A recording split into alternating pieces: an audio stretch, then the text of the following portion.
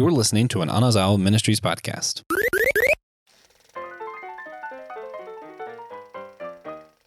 What happens when the Graboids go international? We're going to be finding that out today on a special drive-in episode of Systematic Geekology. We are the Priest of the Geeks. I am your host, Christian Ashley, and I'm, of course, joined by my co-host, my friend, Adam Behr. We are going into, for the start of our drive-in episode for October, going into horror and horror-adjacent themed movies. And this one is going to be, of course, Tremors 2, because we're also doing sequels as our main theme for this month. And we'll get into a second who chose this movie and why. But first, Adam, I know this was direct to video, VHS back in the day, for those of us old and alive enough to remember that. But if this was, we had seen this in a drive-in, what would have been your first reaction or the first thing you would have said? Oh, man. Wow, honestly, the practical effects of this film still really hold up, and you can see it. I mean, the computer generation it definitely has its moments. It's a lot better than later sequels, but even at that time period, that was at the beginning stages of CGI working in films, so there was still so much practical work, which really stands up. So even rewatching it now, my first thought is, wow, some of these visual shots really do stand up. Yeah, I would say my first reaction, I'll get to what you say in a second, is, you know what, that was better than I was expecting for a direct-to-video sequel that I just happened to see in a drive-in in this scenario. And I enjoy it. But yeah, the effects do really hold up especially well, minus, like you said, some of the CGI is like in the early stages, the little more of a cheaper version of it as they're learning how to do things. As opposed to something like, Jurassic Park, when it used a little bit of it. Yeah, you can notice it now, but like you mentioned in the Transformers episode, it's still holds up pretty well. And I'd say the same about most of the effects done here. Well, there was such wide. I mean, you'll hear me talk about this a lot in filmmaking. It's using undeveloped technology sparingly. They recognize that they couldn't make computer generation even now still has to deal with the uncanny valley so much. And by combining it with practical effects, you can stretch what you want your creatures or your CGI to do by having that comparison to the practical effects. And they did that really well here.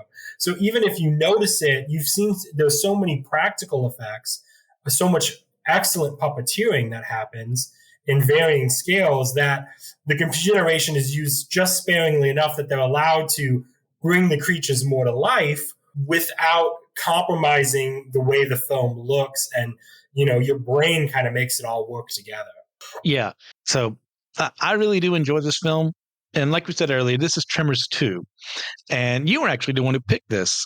So what in the world, what is the reason why you would choose this? Out of all the sequels in the world, this had to be the one we had to talk about. Well, I love Tremors 1 to this day. I'm not a big horror film person. I like from a filmmaking standpoint, I like the construction of the horror film and the narrative structure and the concepts of the horror films, but I don't usually sit and watch horror films. Tremors is one of those ones that I still, if I see it on TV or if it pops up on Amazon or whatever, I'll make time to watch it. I still think it's that good. And, we were talking about movies with great sequels, so I wanted to make sure it was something that I was familiar with and could give an adequate opinion of. And I have seen, I haven't really watched many of the other Tremors sequels, but I have seen Tremors 2 on several occasions and enjoyed it. I don't think it's as good as the original, but that wasn't the assignment. That is very true. Yeah, this is a very enjoyable film. Earlier I said, that's pretty good for a direct-to-video, sequel. It's I've seen a lot of trash in my day. As time goes on, these sequels, some of them dip in quality as time goes on, like I said, but you know what? It's fine. We're in Tremors 2. And how did you get introduced to the Tremors franchise, Adam? Oh, man, I can't remember if we rented it back in the day or if it was on TV. But my dad is a big horror fan, and he tried to expose us to several things over the years. And some of them took and some of them didn't. This was one of those films that definitely took. We must have rented it at some point and watched it.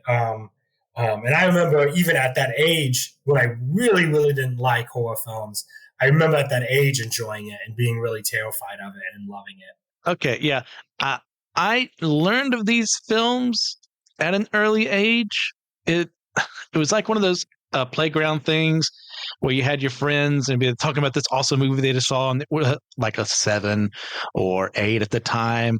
And when I was a kid, I talked about this on our zombie episode too. Like, I was just a little wimp and a little pansy when it came to horror stuff. Like, I just couldn't handle it at that age. And hearing about these creatures without actually seeing them, because I didn't watch the movie at that time, because my classmates were telling me like, oh, there's giant worm things, and like if you're not on solid rock, they can come out and kill you. And it's like, but the playground is full of dirt. What am I supposed to do? So that freaked me out completely. And at this point in time, I didn't watch the first movie until around 18, 19 is when I started like branching out and say, I've got to like watch horror movies. I've got to grow out of this stage.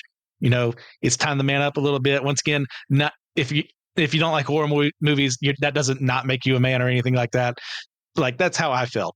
So I watched the first movie, fell in love. Like, the horror comedy segments of it were a lot of fun because you get a little like, oh, this is very suspenseful. It'd be cut by a joke, but not to ruin the horror aspect, And in Tremors 2, when was the first time I saw that? It'd be a couple of years after that. And it was a lot of fun. So, yeah. Anything you want to add before we discuss the movie proper? No, we can dive into the movie proper. Okay. So why don't we just go tag team this, give a summary of what happens here.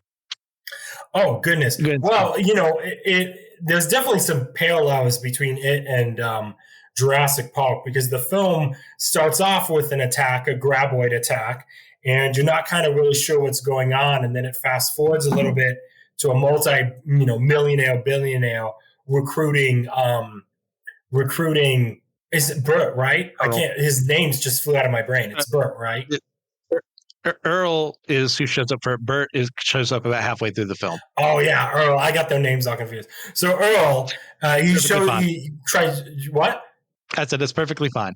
Oh, so Earl gets recruited by this millionaire to hunt down graboids, and assigns him his Kevin Bacon knockoff to help him accomplish killing these graboids.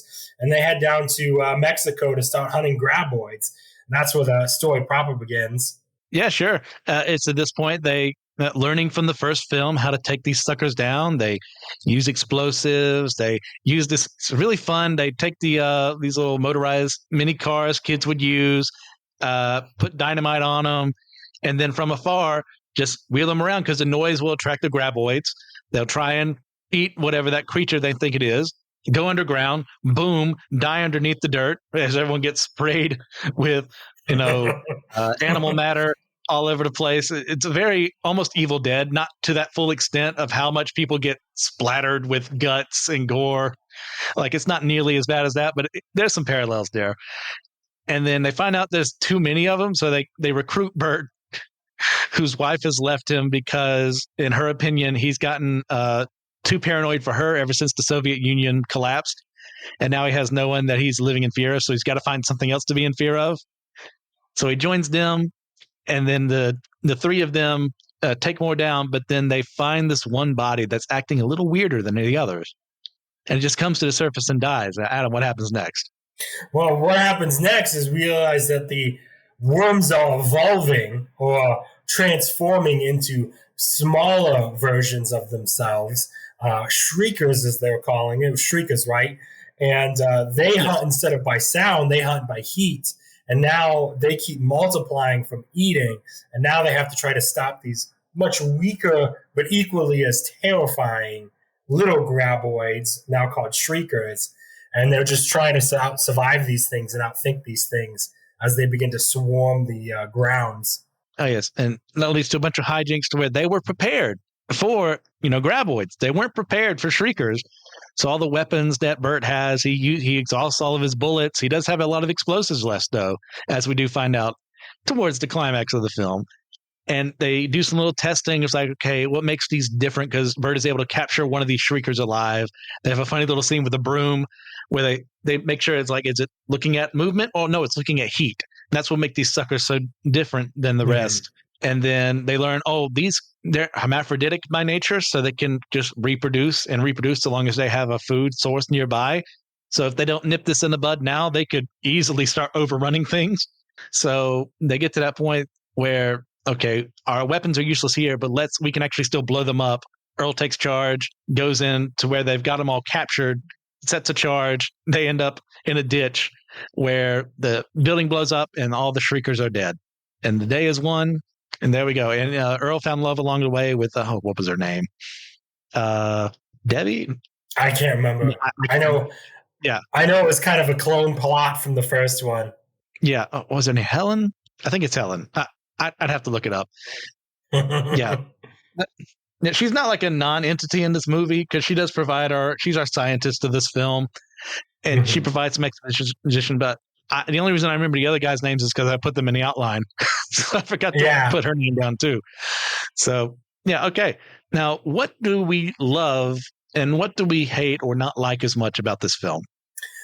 Well, like I was saying in our opening, I love the practical effects. I mean, the hand puppeteering, the fact that they got the same people from the previous film to come back, looking at the behind the scenes of some of these, how they did some of these things, how they had real life size graboids popping up out of the ground next to people. I mean, that kind of craftsmanship can't be understated. The humor is really solid as well. It's not, there's different forms of comedy and how they work. And this isn't just one form of comedy all the way through. This character comedy with Bert popping out of the vehicle, and it's like, I'm completely out of ammo. That is character. Then there's the buddy comedy of the two guys' relationship with each other. And, for a Kevin Bacon replacement, he didn't do a bad job. They had a lot of funny moments. I've got, Earl's personality is always really good for these films. So I think those are aspects that are really positives about it. Some of the things I hate about it are the plot. You know what I mean? The Graboids are so cool on their own. To turn them into shriekers, as much as I admire the shrieker puppeteering, you lost me there. I lost the suspense. I lost the horror. This idea of things being able to pop out of the ground anywhere. And it just goes back to what the first movie did so well that the second movie couldn't quite capture. Yeah, you can definitely see some of the Jurassic Park influence on this film because they're basically our raptors for this movie, even though there's obviously not one and the same, but there are some parallels there. Oh, and her name is Kate, by the way. I don't know where I got the other names from. Yeah, I'm completely off base. Debbie, Ellen, whatever I said, so close to Kate. I agree to a certain extent with the shriekers being a poor, what's what I'm looking for here? Not a poor substitute for our Graboids, because they do essentially turn the Graboids into a joke, while at the same time maintaining a little bit of horror there, because they're safe on the truck, but if they're not on the truck, things are going to go bad real easily. But they turn them into a joke. They're just blowing them up right and left with these little RC cars. And, so you get some comedy from that. I love our interactions between the main cast here. Grady's okay. He's not my favorite part of the film, our new sidekick character who's a big hero worshiper of Earl. He's a little doofy for my taste, but it's not the end of the world. And then we'll get into the Precambrian thing when we get to that question later on. It's a little annoying, but I'm not expecting great scientific facts from a Tremors franchise. So at the end of the day, I can brush that aside. So anything else you want to add to that? No. Yeah, I do say the horror towards the end is still heightened. It's a horror in a different way in that sense. You rightly said, like, that terror of not knowing when these things can shoot up out of the ground. That is immense because I know they're there. I just don't know where they are. But the shriekers, where they are, but they're still powerful enough to overpower someone, especially they have numbers on their side. They don't have the ammunition because, Bert wasn't prepared for them. He was prepared for a different type of enemy. So why would he bring something else? So, yeah. So I mentioned it earlier. How do you feel, Adam, about the Graboids being given a definitive origin as a Precambrian life form, rather than something else like being genetic experiments or aliens or something like that? It was that part of it was always confusing to me because I felt like they established that well enough in the original film that I always thought that they were some sort of prehistoric creature that went dormant. Yeah. I mean, it made logical sense to me. For them to confirm it in the second film, I'm just like, wait, there was a debate on the matter. So that's kind of how I felt. You know what I mean? Like I always thought that it was prehistoric more than alien, just because she had a fossil, or it was the second movie that she had a fossil. So maybe in my brain I can I connected those two facts together and just assume that's the way it was in the first film. So it really didn't make a huge deal to me. I think the dinosaur makes more logical sense. Yeah, I'm not opposed to the idea. I mean, prehistoric creature, sure. I'm in there. Like, I love my B movies. Prehistoric horror just comes out into the modern age, kills a bunch of people. I'm there every single time. So this works. It doesn't have to be a genetic experiment, scientists gone mad to be another B movie thing, or it doesn't have to be aliens. Like, this works. My issue is the Precambrian thing is, and I say this as someone who isn't an evolutionist, in that sense of, if we're following an evolutionary timetable here, these are way too complex to be around in that era. Not to say you couldn't have had a smaller form, but at this Precambrian time, that's a long period of time, billions of years of essentially mostly bacteria. And then eventually we start getting things like jellyfish, if I'm remembering correctly. And feel free to correct my information to those who know more than me. So that's my issue. I think later on, actually, they do change it to, instead of Precambrian, to the Devonian period, which makes a little more sense time-wise and evolutionary speaking. So that's what it is. But yeah, I have no real issue with it. As long as there's an explanation, I'm there for it. I'm one of those people, I want to see the monster. I don't care. Don't give me this whole, it's a lot scarier if I never see it or if it's in shadows all the time. Like, you can build up the suspense, but let me see it at the end, no matter how goofy it looks, because then I know what I'm actually looking at.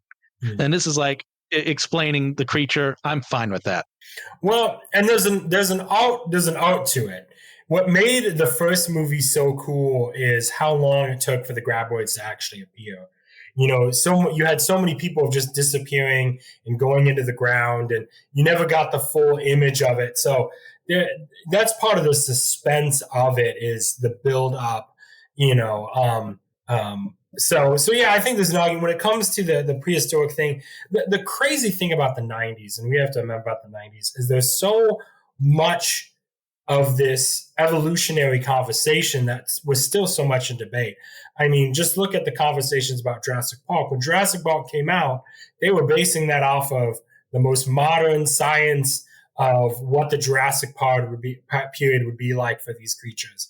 And now we find out 30 years later that most of it was incorrect. The way they designed raptors was incorrect. They probably had feathers. The Tyrannosaurus has gone from having one brain to no brain to, well, not no brain, but one brain to two brains to, this, that, and the other thing to was a scavenger instead of a predator. And, so it's one of those things. It's one of those, I call it the Hollywood excuse. It's like, it was dinosaurs, but they don't know what that means. They don't know any more what that means than either of you or I do. They're just trying to give it some sense of authenticity with explanation, because that was a huge thing in 90s. And even today, is you have these, well, where do these characters come from? Where do these things come from? Things can't just exist. They have to have an origin to them. That's why you have so many origin stories of villains and characters and things. You know what I mean? We got to know where they began. It's kind of a filmmaking fad, if you will. Yeah. No, I'm glad you brought that up, because I wasn't thinking about that. This is almost 30 years old as a film.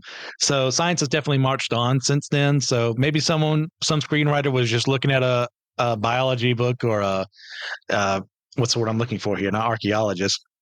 Goodness gracious, I should know this. Anthropologist? No, forget it. We'll just say, see how much I know there. They're just looking through some science book and go, okay, that's a term, I'm going to use that term. And they got paid $10 for that, because screenwriters don't get paid what they should. So, all right, next up, We do learn in this film, like I mentioned earlier, that Bert has lost his marriage to Heather due to his loss of identity now that the Soviets are no longer a threat. Like, how do we feel like this is how this is handled here versus, say, how Han Solo is shown to be a deadbeat husband in sequel material, being that this is also a sequel film? I think the two, you can use those as parallels. Well, whenever it's always a conversation of, and this is a narrative thing, it's always a conversation of how do they explain characters being absent or being disconnected. You know what I mean? For like the Star Wars argument, it was, we want to have this character, and you can see it in the way they narratively structure these things. This is their thought process. And ultimately, this is just me guessing, but this is how I think it is.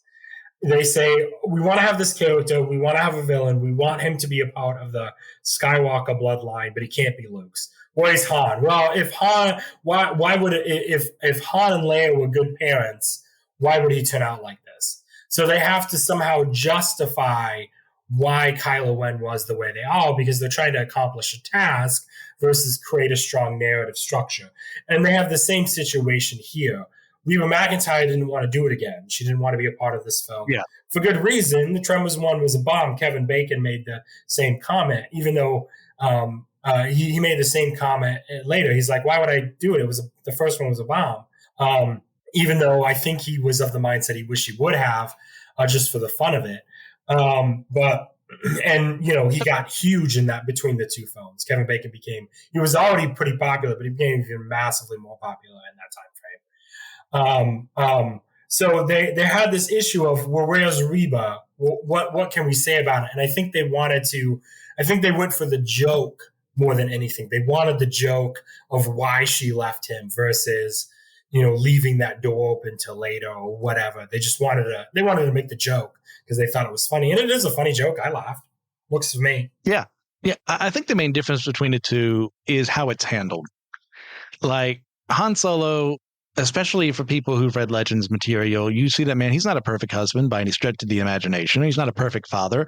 And there's a period of time, the New Jedi Order, where he does leave Leia for a little bit because he's lost Chewbacca, his best friend, and he's like lost and listless in the world. But eventually he comes back, versus what happens in Force Awakens, where he's just out there smuggling again because that's what he's doing. We have to justify Kylo Ren being the way he is. So he has to be distant from his son, or he has to be distant from his wife instead of like the two of them working together. Yeah, it is what it is. Now, as far as Bert is concerned, it's funny because he already had these paranoid tendencies in the first film. That's why he's so ready for this fight. And then he's ready again now because he doesn't have an enemy to fight anymore. The Soviets, there's no longer that, a doomsday clock. Nukes could be thrown at any time, and he's bummed out that, communism has fallen. So he's got to find something else. We see in like some of the setting they give for his room, we see a Soldier of Fortune magazine in there. And for those of you who don't know what that is, it was a magazine. I don't know if it still comes out now, but it was especially popular in the 80s and the 90s for, military aficionados and people who really like guns to look up stuff. And there was also a lot of really bad stuff in there where you could have advertisements for these mercenary groups and people fighting in Rhodesia and all the terrible race wars involved there. So it came with this mixed bag. But for Bert, it makes perfect sense because he doesn't have an enemy to fight, someone to resist against. And now you give him the Graboids again. So Helen left him for now. Excuse me, what did I say? Heather left him for now. I cannot get names straight for my life this day. Oof. So it makes perfect sense. You have anything else you want to add to that? No, I think the issue about comparing Star Wars is the sequel trilogies is such a different monster than what we're dealing with here, and that's just a whole conversation in itself. I see the comparison. I think the comparison is apt, but that's a whole different graboid to unpack. Yeah. That wasn't me like looking for reasons to bring up how much I hate the sequel trilogy. It's like the first thing I thought of when I think, who would I compare him to? Han Solo, Force Awakens. That was like the first thing that popped to mind. I'm sure there are plenty of others I could have used. That's the first thing I went to. But I feel, though, I was denied critical, need-to-know information, Adam. And that is one of the wonderful rants we get in this film from Bert about how he feels he's been treated. Like, what can we learn about this rant he gives about not having enough intel for his mission in particular then, and how can we apply that to our own lives, learning from this experience?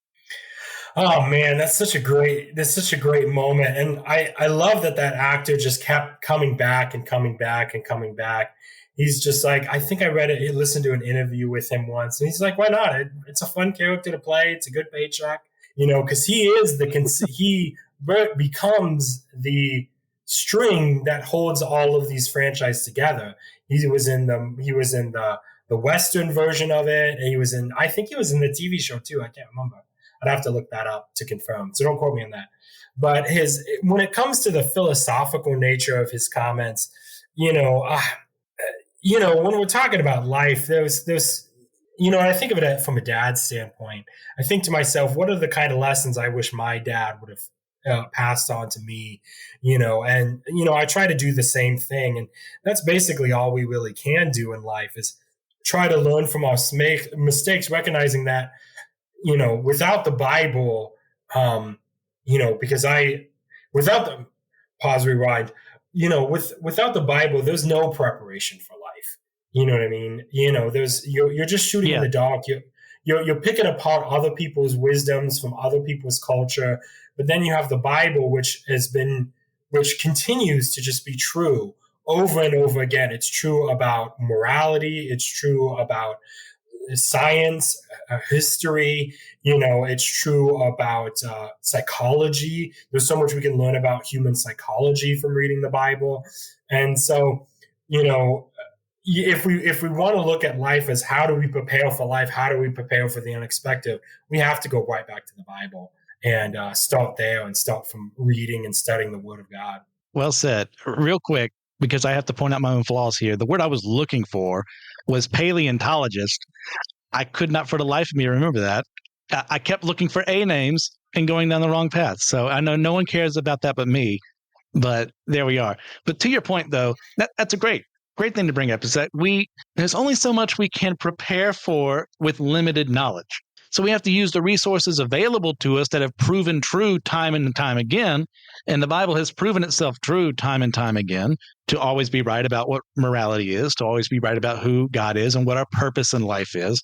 So we can use that to help focus us to where we are in life. And even when that unexpected thing comes in, we can be able to roll with the punches. And I'm a big guy.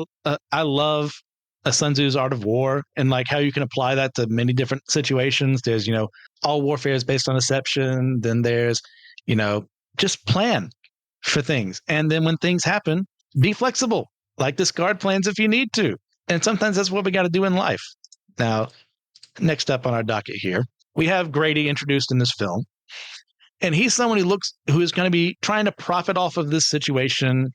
And we see earlier in the film, Earl has attempted to do the same and failed miserably because he got screwed over by lawyers and people who actually knew what they were doing. So he hasn't made really a dime off of the video games and stuff like that they made off of the events of the original film. But what do you think the film is trying to say about attempting to make money off of past trauma and dangerous situations, if it is at all? I don't know if it is at all. I think it's an inevitable outcome with a lot of people. You see this happen all the time on social media and stuff. People trying to profit from the experiences of their life. So I don't think, and I think it was true of today as it was in the 90s. I mean, if you look back in history, how many people try to make money or make some sort of financial gain from experiences that they've had. So I don't know if it's a scathing criticism or just a constant observation. So yeah, that's what I would say. I don't think it's a criticism of anything like that. I think it's just par for the course. Okay. Yeah, I think there's a little bit throwing some shade towards that area, but it's not like a focus of the film. And in fact, we get, I cannot remember his name, the actual guy in charge of the oil company is like working in a positive way, using money as a motivator for these men to get rid of a problem that is affecting his workers. Like, it's not some guy who's just hiring, just these Joe Schmoes off the street who have no capabilities of facing off against these monsters. He's giving monetary incentive to take them down, and like 50,000 for just one, and 100,000 if they bring one back alive. That's in 1996 money. Imagine how far that could stretch. And it's even that point, you don't have to find one alive. Like if it's too dangerous, don't. So I think there's some poking fun, but it's not like an anti-capitalist film at the end of the day. Yeah, I agree. I don't think it's anti-capitalist. I think they handled the rich billionaire kind of concept a lot better than we see even in later Jurassic Park films. Yes. All right, Adam, we've gone through the film. We've discussed what we like and we don't like. What do you rate this out of 10? I would probably give it a 5 out of 10. I think it's got a lot of really, I think it's got a really good, I think it's got a lot from a film, maybe from a story standpoint, it might be lower, but just from a filmmaking, standpoint, I think one of our biggest crux when rating these things or criticizing these things is we just focus on the story and let the story define the whole production as a whole. I mean, this really was a film. This really was a film made in love. It was a film with a low budget that did some really great things practically. It had some really solid character development and writing. It was suspenseful in areas, and I believe, I can't remember exactly, but I believe it actually made back its budget just being released to home video. I think it actually turned a profit. I'd have to look up the numbers. But one video I was watching commenting on it. So yeah, in one area of the story, I might give it a 2, but in its practical effects for 1999, they did really good. That puppeteering was really, if you could watch behind the scenes, some of that puppeteering was really just out of this world. Some of the problems that they needed to solve with the puppeteering was really good. And, so to say it's a terrible film and rated as such is doing it a disservice. Now, there's the honesty of it. It's not as good as the first one. The first one, I would hands down give an 8. I mean, you could go scene by scene. For example, the scene where the rich billionaire dies mirrors so much the Graboids scene when the guy names them and dies. They mirror so much of what they're doing, but yet the first movie did it so well. So it's not that, but I think overall, I think if you're studying filmmaking and horror films, I think it's a good movie to put in there to study how a sequel can be done well, if not, I wouldn't say good, but done well. Man, I thought I was being harsh giving it a 6.5 or a 7, but a 5, okay, I'll take it. And this from the movie you selected, that's surprising in a fun way. Yeah, I think a lot of your criticisms there are very valid. The story isn't like the best in the world, but it is very honest, in my opinion. You know what you're getting into. You're getting a direct-to-video film. It's not expecting to be Citizen Kane. It's not expecting to be the original film. It is what it is. I say a 6.5 or a 7, in my opinion. That's fair. So we're done with the film. Hope you all enjoyed it. But I do have one important question, Adam, and I'm going to throw some shade at Joshua for this real quick, because normally we have one prepared, and I realized we didn't. So I had to ask him, what are we doing for our one special question for the drive-ins? He says, I don't know, man. Like, people like candy corn. So, Adam, candy corn, yay or nay? I think Lewis Black, there's a really great bit in one of his mid-2000s specials where he goes on about candy corn. And if anything, I love that candy corn exists just for this rant that Lewis Black does about candy corn. If you're familiar, if you know, if you don't know, look it up. Lewis Black candy corn. It is hilarious. And whether you like candy corn or not, I'm so happy it exists because it's one of the funniest comedy rants that I love. It's one of my favorites. So just his whole bit and his whole dialogue, however you feel about Lewis Black, him talking about candy corn and ranting about candy corn is fantastic. When it comes to eating it, there might be an occasion I walk by it and eat it, but I can't eat it without thinking about those rants. So look it up. It's hilarious. Excellent. Yeah, for me, I am in the nay category. If you want to duel at dawn, like, you can give this to me as a personal offense. Like, you must be wanting to die. Like, don't give me that candy when I'm coming up to your house. Like, give me something better. Yeah, candy corn. No, thank you. So, listeners, thank you for tuning in to this show. We have a fun time doing these in general, but the drive-ins are a lot of fun too. We get to act a little goofier in some segments and talk about goofy films like this. And there's some pretty goofy ones along the line too. As time goes on, I believe it's Frankenstein Meets the Wolfman is one, and I'm going to be on one with Sari for Halloween 2, the Rob Zombie film. So as that goes on, we're going to continue doing these things. So remember, we are all a chosen people, a geekdom of priests.